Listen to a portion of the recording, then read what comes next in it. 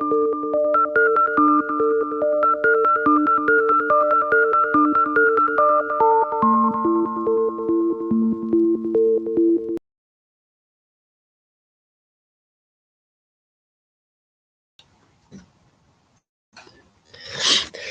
evening, ladies and gentlemen. Here we are. It is, of course, the Fruit Nut News on tonight. We are, of course, 24th today. 24th. Is it Monday? What day are we today? Monday, Tuesday? I don't fucking know. We are. Monday, Tuesday, Wednesday, Thursday, maybe Friday. I don't even know. Yeah, very interesting. Very interesting. So, good evening, everyone. Welcome to the show. Hope you're all okay. We're just tuning in tonight. It is, of course, 16 minutes past 7 o'clock, and very, very interesting. We're going to get some march here going on the ambulances. We've already spoken about that, actually, but what am I doing, Mark? I'm trying to do two things at once. Not very good at multitasking, so I just need to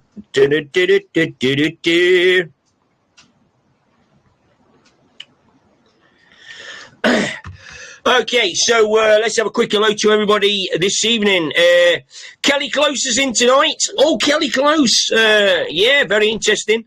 Lisa Thurwazil, Vanessa's in, Valerie's in, Phil Nicholas is in, Gary's in, Ann Taylor's in, Strong-Willed Angel's in, Sheila Douglas is in, John Brink is in, Bill Geel's in, Kath Myers is in, Sarah Young's in, Sharon Young, Sue Allen, Lisa Steele, made of steel, of course, Joyce is in, Grada's in, Isola's in, Olivia's in, Glenn Pierce is in, Diane Williams is joining us tonight. We've got Pam Keenan all the way from America Shire, Rose Stewart's going in, Ellen Dean in, Leslie Ann's in, very busy lady Leslie Ann, soon to be a grandma.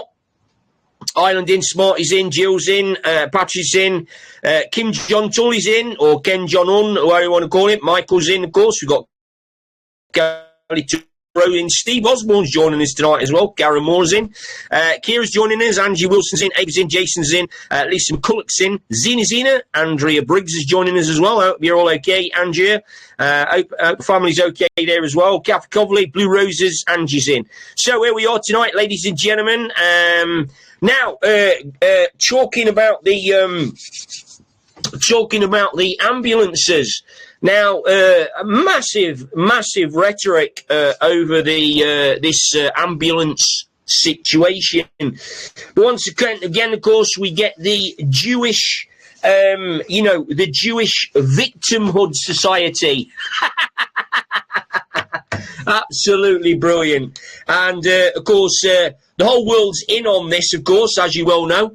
And, yes, what a load of rhetoric in regards to this. I mean, it's really interesting, isn't it? This has made front page news all around the world. But, of course, the Israelis are basically being attacked, from all sides. And now it's not much fun. So the ambulances, now apparently they found Iranian passports. Well, who'd have fucking known?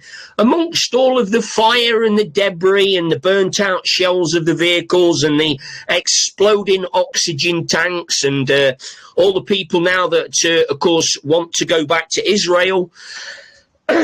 Very interesting. They found a couple of passports. They just happen to be linked to some fucking jihadi regime that we've never even heard about. Reminds me of the double cross situation in one of the films done by Mel Gibson. Remember that one? Was it Die Hard, Mel Gibson? I can't fucking remember now.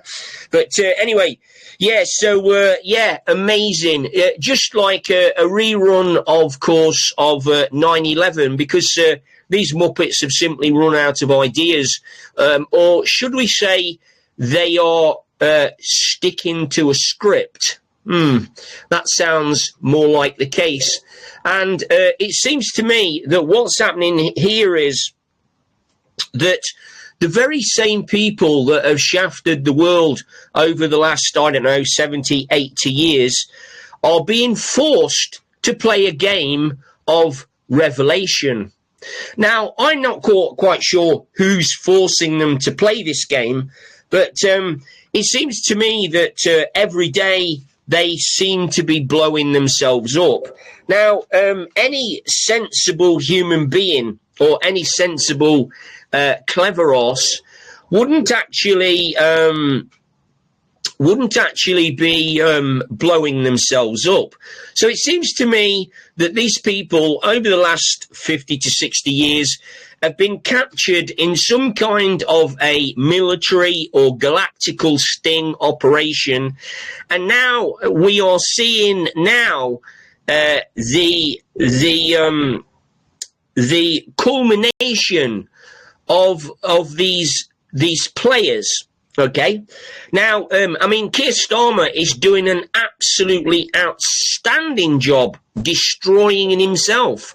Now, I don't know about you, but often he seems to be under duress. He seems to be doing things that he doesn't really want to do.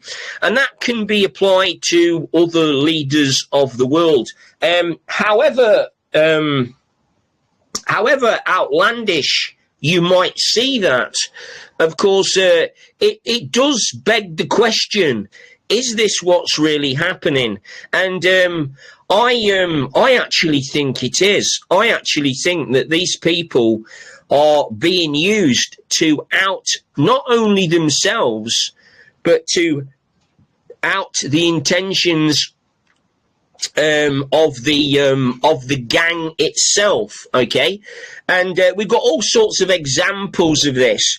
Now we've got now this is interesting. This is when we talk about Lammy and we talk about Keir Starmer and we talk about the Rent Boys and we talk about the fact that the Prime Minister is linked to Epstein, Lammy's linked to Epstein. They're all linked to Epstein, Mandelson, etc. Now apparently Lammy personally sent a message to Mandelson congratulating him on his new post.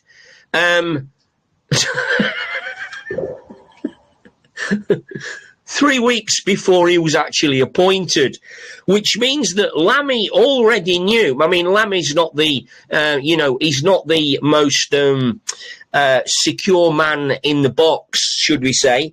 But so this story is basically unfolding right between our eyes. So it seems that Mandelson was installed, as we well know he was, and of course the conspiracy theorists are fucking right once again. I mean, to be honest, I'm getting fed up of being right. It is actually quite interesting to watch. But going back to the Iranian passports, we've now got a terrorist organisation, I don't know, from some fraction that we've never even heard about. I mean, we've had Al Qaeda, we've had ISIS, we've had the Taliban. Now we've got the latest Iranian bullshit going on. Now, of course, the two names on the passport were Barry Ahmed from Wales. Barry was from Wales. Now, he'd been living apparently in the UK under false pretenses, and he was basically an Iranian sleeper cell. And then, of course, we've got Rodney Mohammed. Now, Rodney Mohammed is, of course, of North London descent, and his address just happens to be 10 Downing Street.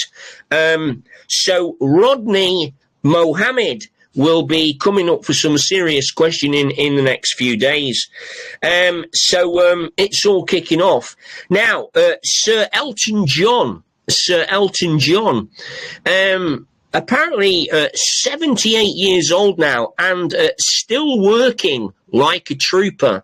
But of course, when you belong to the Red Shoe Club, and of course you've got that Sir, those 3 letters in front of your name, you've certainly got to do some serious fucking shit for the Red Shoe Club. Now, I'm waiting to see what David Beckham is going to do. We already know Sir Richard Branson has been dabbling in a few islands. I mean, he had his tongue down Kate's throat a few years ago. But anyway, that's another story. And then, of course, there's Meghan. I mean, what can we say about Meghan? High-class prostitutes of I was going to say the finest descent, but actually they don't appeal to me to be anywhere near the word finest. Know what I mean? So now, apparently Sir Elton John was the star performer at Lord Ashcroft's 80th birthday. They all had a bit of a shindig, you know, got the tongues round one another. I would imagine there was some oral sex going off somewhere along the line. There'd probably be a few bum boys in the corners, you know, getting it large on the stage. And yes, there probably was some interesting things going on. But after he'd done this, he then flew to LA, Los Angeles in real terms, to host the Kids AIDS Foundation Academy Awards. Very, very interesting. Now, my thing about this is 78 years old, why don't these people just retire? Well, the sort of answer to that is very, very interesting. You can't retire from the Red Shoe Club. It's impossible. So that's why these people carry on. Meanwhile, of course, Robbie Williams has admitted to his fans that that one morning, he found himself face to face with a reptilian. He'd gone to bed with a very sexy young lady at around about 1 to 2 o'clock in the morning. And the alarm bells rang at 8 o'clock when Robbie opened his eyes to the fact that there was a reptilian in front of him. And, of course, this goes along with the story that President Putin revealed to the world a few years ago, where apparently the Queen shape-shifted in front of him and basically scared the fucking life out of him. And did you know that he never returned to London after that particular event? Very interesting. Now, apparently, potholes now have got to such an extent that they are even bigger than World War III. The Iranian situation pales into significance in regards to the potholes. Apparently, potholes are basically located at numerous locations around the country, namely every 50 feet. All over the UK, on every road. Seems as though somebody's got a lot of work to do. So, you know, forget your 500 billion to Ukraine. Let's get these fucking potholes sorted. Now, bailiffs seem to be getting very sexually excited. Apparently, they swooped onto a Manchester plane that was about to take off. And basically, apparently, the company called Budget Wings had their wings actually clipped by the bailiffs. Now, after frantic calls from the tarmac, the bailiffs basically got paid and exited the plane. On the way out, of course, they were booed and jeered by, of course, 500 passengers that were flying to Tenerife. Very interesting. I mean, I don't know about that. I don't know about you, but I just couldn't do that job. I mean, there's lots of jobs that I couldn't do, but that is just one job that I couldn't do. And in fact, it's not a job. It's just legalized rape.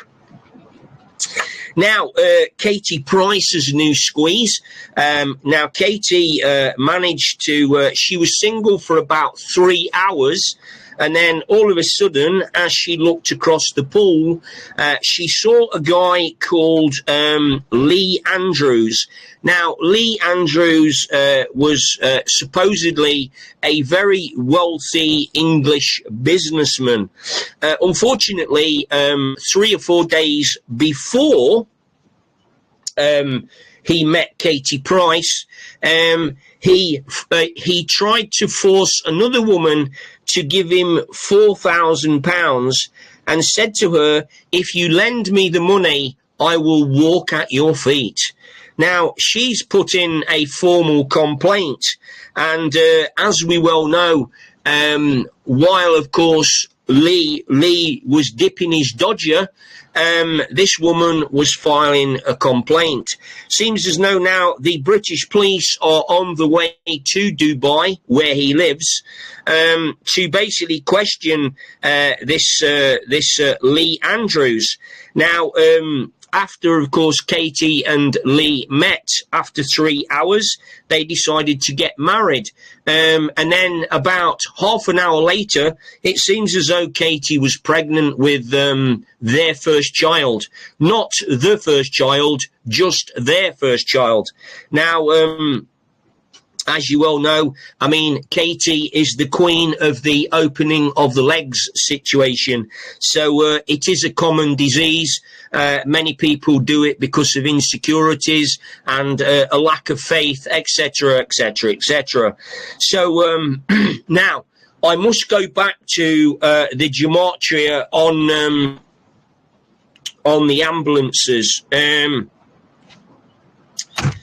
So let's just go. Whoop, let's just go up. Oh, here we go. Fucking hell, falling out here. So let's just go back to the. So the wording is Golders Green ambulance bombing. Okay, in gematria, this equals the plan to save the world. Truth is a force of nature, which is actually quite interesting because truth is a force of nature. When you understand what truth actually is, you will understand what sort of a force it actually is. Truth cannot be... The truth of something cannot be denied, okay? Well, people can deny it, but the truth is the truth. The truth doesn't move. The truth stands. Okay? It's a bit like common sense. Common sense and joining dots together. That's the truth. When you've joined the dots together on something, those dots cannot be unjoined. And it doesn't matter how you try to phrase it, it can't be unjoined. So, true revelation from God. Robert Francis Prevost, the Pope. That's interesting. Yeah, so once again, indestructible passports. I mean, yeah, I mean, really? Does everybody carry their passport with them? I mean, I certainly don't. I don't even carry my driving license. I don't even carry my insurance. The police want to see it, I'm quite happy to produce at a station. It's not a problem to me. So, fuel crisis, 1973, OPEC oil embargo. You probably can't remember this. This is 73. This was the, for all you young ones out there, this was when we had, I think we had like a 3-day working week. There was electricity blackouts, etc. 73. Was it the winter of discontent? 73, or was that 63? I can't remember. But anyway, there was a lot of strikes. I remember my mum. I remember my mum cooking on the fire. We only had candles. It was quite, I mean, as kids, we didn't really fucking, we didn't give a fuck. We didn't bother. To us, it was an adventure. Yeah, very interesting. 73, the OPEC oil crisis. Wow. It's funny, isn't it, how you remember stuff when someone just prompts you. You remember stuff and what you were doing at that particular time. Yeah, all sold their souls. So, yeah, very, very interesting. It is very interesting, isn't it, how you remember things. I mean, I can remember, someone has to say something to me. Oh, do you remember 73? Yeah, oh, yeah. Power strikes and people were on strike. It was 3-day working week. It was a time. It was a time. But because we were kids, I mean, 73, how old was I? 65, 75. So I'd be 75, I'd be 8 years old. Didn't give a monkeys. Christmas still went ahead. We still had birthdays. Didn't fucking bother. We didn't care. We were proper old school. Now, where was it? Okay, let's go back to fat jabs. Now, apparently, fat jabs are creating a potato nightmare for farmers. Apparently, this year, farmers are going to have to destroy vast amounts of potato crops due to the fat jabs. Now, apparently, what this is doing, the fat jab is, of course, suppressing the appetite. And so major supermarkets are not placing orders. I think Walker's Crisps have basically dropped their ordering by about 20%. Now, that's actually quite a substantial amount of potatoes, to be honest. So, yeah, very interesting. Meanwhile, of course, the massive side effects of the fat jabs are really, really not being discussed in full detail. Not surprised, of course, because there are some pretty horrendous side effects from the fat jab situation. And of course, I think there's rumours that 5,000 students have gone and fallen for the meningitis scare in Kent. What these little cherubs don't understand is that we already had a warning in regards to the COVID-19 vaccine, and these fuckers have not taken any fucking notice. Really? Really? All of that information out there, everything on the internet, all the damage, the side effects, the deaths, the myocarditis, the heart attacks, what was it? Fucking hell, what was that? The clots, all the clots. These little fuckers not taking any notice. So, do you know what? Hey-ho, get yourself there, have a jab, don't take any notice of us, because we don't know what we're fucking talking about, do we? No, of course we don't. But then again, conspiracy theorists are always right in the end. Now, it might take a few years, it might take a few months, it might even take a few weeks. But you know what? In the end, we're generally always right. You only have to look at 9/11. We were talking about 9/11 20, 30 years ago. Nobody believed us. What's happening now? Yeah, very interesting. So, Ed Miliband, what an absolute dick. Now, of course, it's not just Ed Miliband. Ed Miliband is simply the Muppet that is being used as a tool. And let me tell you, ladies and gentlemen, Ed Miliband is a complete and utter tool. But once again, Ed, of course, is basically showing the general population the stupidity, not only of himself, but also of the government. I believe that Ed is basically in a humiliation ritual that the White Hats are basically having a fucking great time at, because that's what I'd do with them. Anyway, Ed Miliband has said to everybody in the country, listen, in order to tackle the Iranian oil crisis, we are going to have to drink warm beer. We will also have to turn off the heating. Well, we can't afford the fucker anyway, so it's probably already off. Go for a run, Ed says. Go for a run to warm up. Do a few press-ups and sit-ups. Yes, that 86-year-old woman, I can just see it now. Go in for a run. Buy some brand new Nike trainers, some very tight lycra, with a 1970s headband and leg warmers. And here we go once again. We've got fucking Jane Fonda on the fucking scene. Very interesting. Walk to places. Ed Miliband says, walk, don't drive. Now, that might be all right in central London, but it's not good in rural Yorkshire, where the nearest shop to us is 2.5 miles a fucking way. And it's okay going downhill, but then you've got to come back uphill. And there's probably not enough time in the day to be able to fucking do that.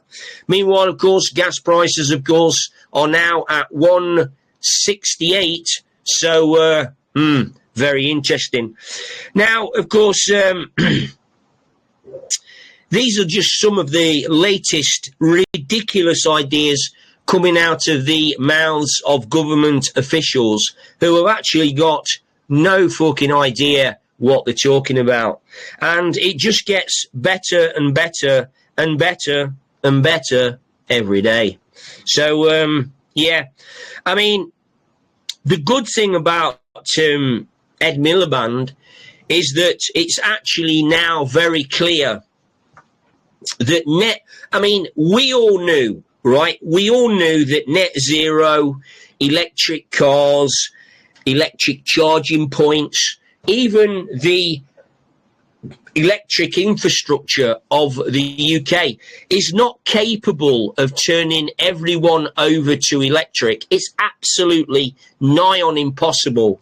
And the cost of net zero is something in the region. I think it was about 4.5 trillion pounds to turn our country into net zero. I mean, it's ridiculous.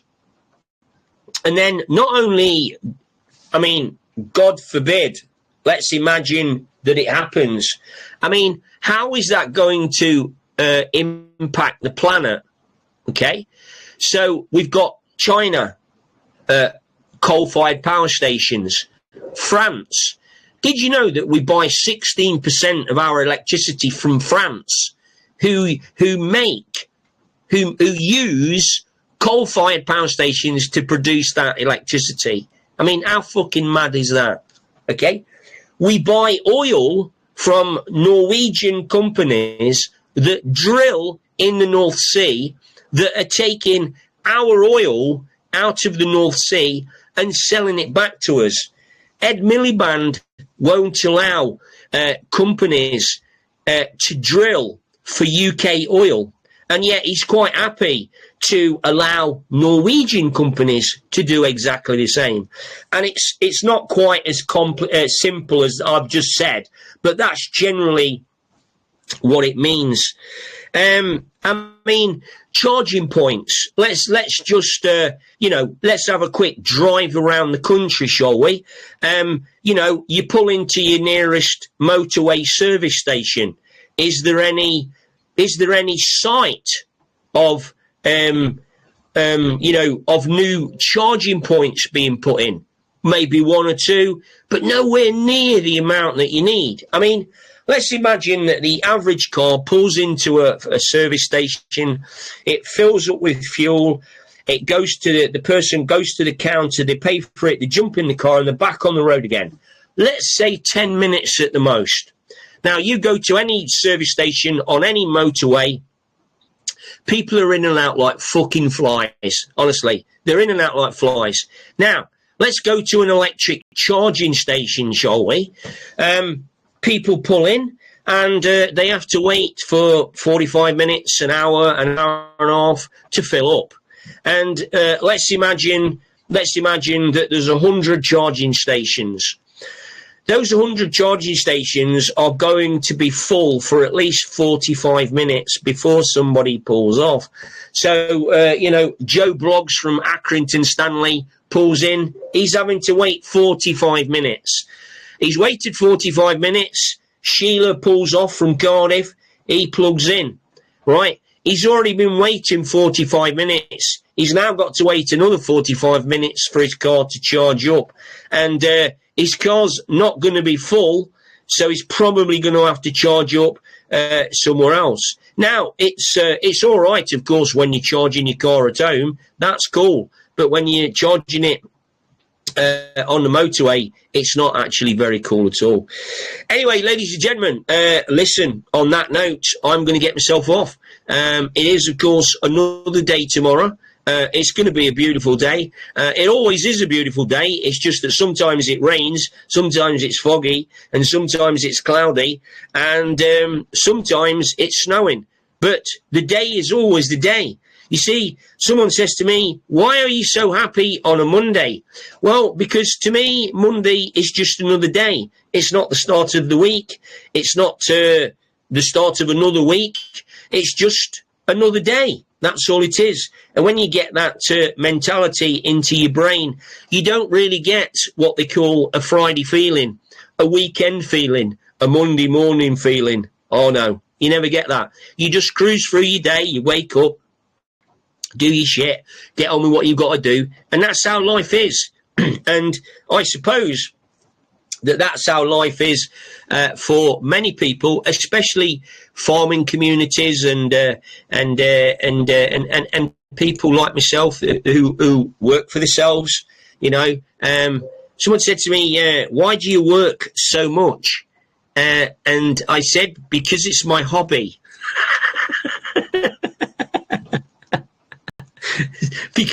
Because it's my hobby. I enjoy working. I like to work. It's okay. Gives me a sense of purpose, something to do. I enjoy doing the podcasts. That's why I do them. If I didn't enjoy doing them, I wouldn't fucking do them. Yeah, I suppose that kind of sums it up. Living in the moment. It's living in the moment. The present. The present. Not the future. Not the future. Don't live in the future. I don't live in the past. I'm not fucking bothered really too much about what's gone on.